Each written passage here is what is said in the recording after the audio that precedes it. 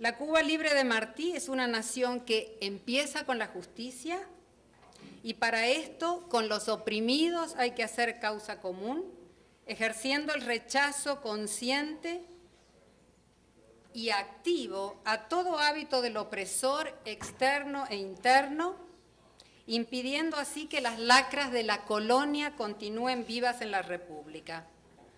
¿Cuánto de esta concepción visionaria reconocería Martí a 113 años de su muerte y a 50 de la revolución que se gestó como continuidad de su ideario?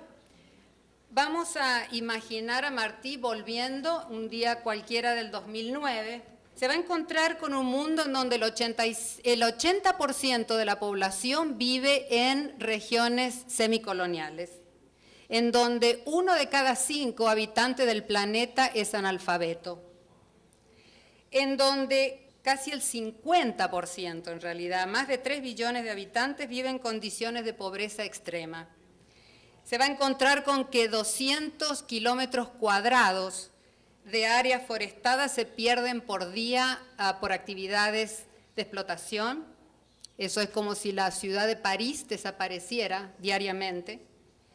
Y se va a encontrar con que 26.000 niños mueren por día de enfermedades curables, lo cual da una cifra anual de más de 9,5 millones de niños, que es como si la población entera de la ciudad de Buenos Aires muriera completita una vez al año. Y si en medio de todo ese paisaje desolador mirar a Cuba y se detiene entre las calles Teniente Rey, Mercaderes, San Ignacio y Muralla, va a estar en el corazón turístico urbano de Cuba, donde la masiva restauración arquitectónica del casco colonial más importante de las Américas coexiste con edificios residenciales al borde del derrumbe, o sea, un entrecruce denso de intereses diferenciados y urgencias económicas y sociales potencialmente contrapuestas que hacen de la Plaza Vieja específicamente un ámbito propicio para una suerte de radiografía reveladora de la anatomía del sistema. A primera vista, Martí va a darse cuenta que la escena que él ve en La Habana Vieja reproduce de muchas maneras escenas similares en República Dominicana, en Guatemala, con Antigua, en México, etcétera, etcétera. Zonas de rescate de áreas coloniales convertidas en zonas turísticos residenciales para un público con poder adquisitivo local o extranjero y mayormente financiados por capital extranjero. ¿Qué hay de diferente aquí? Primero se va a acercar a las empresas extranjeras que están funcionando alrededor de la plaza, se va a acercar a una cervecería de inversores austríacos, un hotel de inversores españoles, una boutique de inversores italianos. Y la pregunta sería aquí, ¿cómo funciona una empresa extranjera en una zona turística restaurada en un país pobre?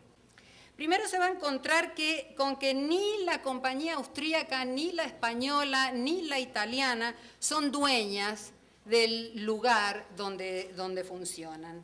Segundo, se va a encontrar con que estas empresas solamente pueden operar en Cuba en sociedad con el Estado cubano, en la cual el Estado cubano va a retener 51% del control. Se va a encontrar también con que ninguna de estas compañías extranjeras puede negociar, puede emplear ni despedir directamente a los trabajadores cubanos, sino que toda negociación de contratos en Cuba tiene que hacerlas obligadamente a través de la Confederación de Trabajadores Cubanos, o sea, el sindicato. Más de 80.000 asambleas en donde los trabajadores cubanos reunidos discutían cada uno de los elementos que iban a componer la ley de inversiones extranjeras, decidieron cuáles iban a ser los términos en que ellos iban a aceptar. Cada hotel, por ejemplo, como todos los de la zona de La Habana Vieja, tienen asignada una escuela de la zona para colaboración y ayuda específica, aportando los hoteles a la escuela papel, servicios de fotocopiadora, el espacio del hotel cuando la escuela necesita funciones, etc. Los hoteles además donan de manera regular frazadas, colchones, equipamiento de muebles, etcétera, al hogar materno, que está a 2 cuadras de allí, al hogar de ancianos, que está a la vuelta. Cada museo comenzó a hacerse cargo de dar un desayuno diario a los viejos de La Habana Vieja. Pero para que esto no fuera simplemente un gesto de caridad, se le añadió muy rápidamente al desayuno un componente cultural, presentación, conferencia, etcétera, etcétera, y funcionan en museos, comedores, en casas comunitarias. Los adultos mayores además son parte del estudiantado de las universidades que ahora funcionan en Cuba, en todos los municipios. Cuba, fuera de la Universidad Nacional, que tiene sus dependencias en prácticamente todas las provincias, ciudades, etcétera, ahora tiene una universidad en cada municipio. Y allí los adultos mayores, por supuesto, sin pagar un centavo, pueden comenzar una carrera, pueden simplemente tomar clases, pueden reentrenarse en una disciplina diferente a la que tuvieron. Además, son millones los que cada mañana y cada noche siguen los cursos en uno de los 3 canales educativos que operan en Cuba, los cursos de la Universidad para Todos, que es una universidad que funciona a través de la televisión, con clases de altísimo nivel en todas las disciplinas, no orientada a recibir un diploma, pero sí orientada a esta expansión, a este acopio de cultura, este acopio de educación, suplementada además con unas cartillas que pueden comprar en los estancos de periódicos por nada, por menos de, no sé, ni figura en el dinero norteamericano lo que cuesta esa cartilla, que resume las conferencias, trae bibliografía, etc. Si Martí se detiene en el café, este café se llama El Escorial, va a encontrar que este es un café que hace también su oferta en CUC, o sea, la moneda convertible que usan los turistas, pero es un café no de inversores extranjeros, sino de una compañía cubana que se llama Abaguanex, que es la compañía comercial creada por la Oficina del Historiador. La Oficina del Historiador es el organismo rector del planeamiento y restauración edilicia de la Habana Vieja. 45% de los fondos de la Oficina del Historiador son reinvertidos en su empresa económica para abastecimiento de la empresa misma, ¿no? Pero al mismo tiempo, los fondos que le genera Abaguanex a la Oficina del Historiador son fondos que la Oficina del Historiador utiliza para la restauración no solamente de los edificios históricos, sino la restauración de las residencias de los pobladores, por ejemplo, los que viven acá, la restauración también de escuelas, de centros de salud de la zona, de viviendas provisorias, y también, por ejemplo, la restauración de conventos de la zona que han sido desde entonces reconfigurados en hogares de ancianos. El 35% restante de los fondos de la Oficina del Historiador van a obras sociales, desde los desayunos culturales para el adulto mayor, atención a grupos vulnerables, discapacitados, el hogar materno, gastos de programas especiales de las aulas museo, y el último 20% es una reserva para situaciones de contingencia, derrumbes edilicios, reubicación de familias, etcétera. Las decisiones, el relevo de las necesidades sociales y edilicias en la zona se hace en un trabajo en cruce entre un equipo interdisciplinario de la Oficina del Historiador de 20 personas, 19 de las cuales son mujeres y el término promedio de edad es 27 años. Este trabajo en cruce lo hace este equipo interdisciplinario con el gobierno local. Los consejos populares, que en esta zona son 7, y los comités de defensa de la revolución, donde hay 1 por cuadra. Consejo Popular es el organismo de administración política y de gobierno local más cerca de la base, hay 1 por circunscripción. ¿Y quiénes son los delegados del Consejo Popular? Los delegados del Consejo Popular son aquellos nominados y elegidos por los mismos vecinos que componen un Consejo Popular. ¿Y quiénes componen el CDR? Pues los vecinos que viven en esa cuadra, los vecinos que viven en esa manzana.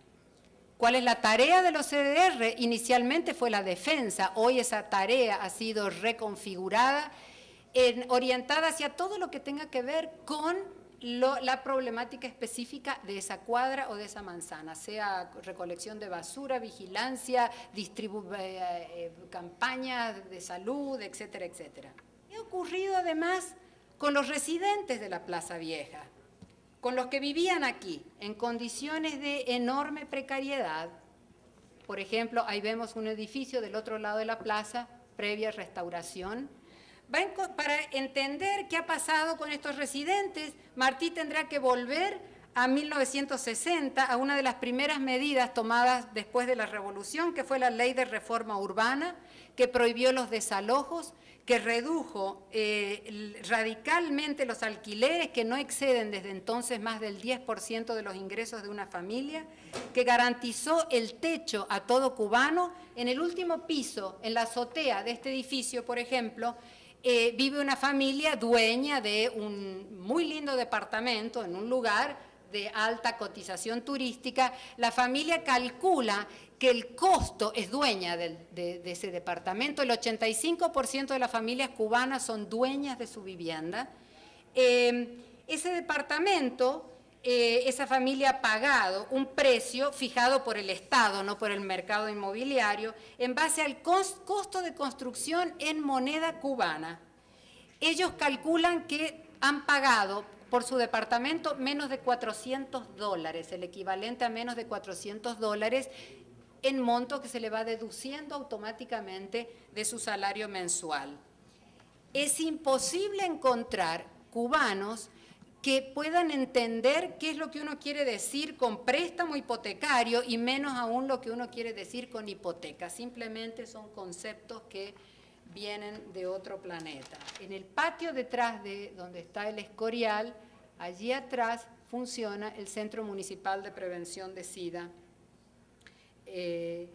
Martí se va a enterar que Cuba tiene la tasa más baja de casos de SIDA per cápita de las Américas y la tasa entre los países que tienen la tasa más baja del mundo. Parte lo va a explicar el Sistema Universal de Salud, que es notoriamente fuerte en áreas de la prevención, pero la otra razón Martí va a tener que encontrarla, que va a tener que buscarla, en ese entramado conectando todos los recursos humanos, institucionales, económicos y sociales que ya vio activados frente a problemas, por ejemplo, de las escuelas, alimentos para adultos, vivienda, etcétera. Este centro, por ejemplo, hay uno en cada municipalidad, funciona en la zona de más alto turismo, de la zona urbana de más alto turismo, con toda la y mayor incidencia de contagio por el contacto con el turismo y sus derivados, consumo de drogas por jeringas, prostitución. Martí también va a ver si agudiza la tensión y sin gran esfuerzo, también mucha evidencia de ilegalidad, de corrupción, de abusos, de dejadez, de estupidez, que van desde la escala menor hasta la gran envergadura. Pero el mayor desafío a la ilegalidad, a la corrupción, abusos, etcétera, etcétera, son precisamente esas prácticas que Martí encuentra aquí, con las que el sistema consigue enfrentar viejos y nuevos obstáculos. Pero Martí le va a hacer claro que son el mayor desafío, no necesariamente por su efectividad económica o funcional, que esté permitiendo a la revolución resolver sus problemas de orden material, de hecho lo hacen, sino por la política que organiza estas prácticas. Es la política la que determina a quién beneficia cada una de ellas y los intereses de quién son los que priman a cada paso de su implementación. Es ahí donde Martí va a reconocer la más importante línea de defensa de la revolución. En esa brújula que orienta las prácticas alrededor de la Plaza Vieja, yo creo que Martí va a poder identificar la suya. Y mientras así sea, la revolución sigue a sus 50 años manteniendo todavía el rumbo correcto.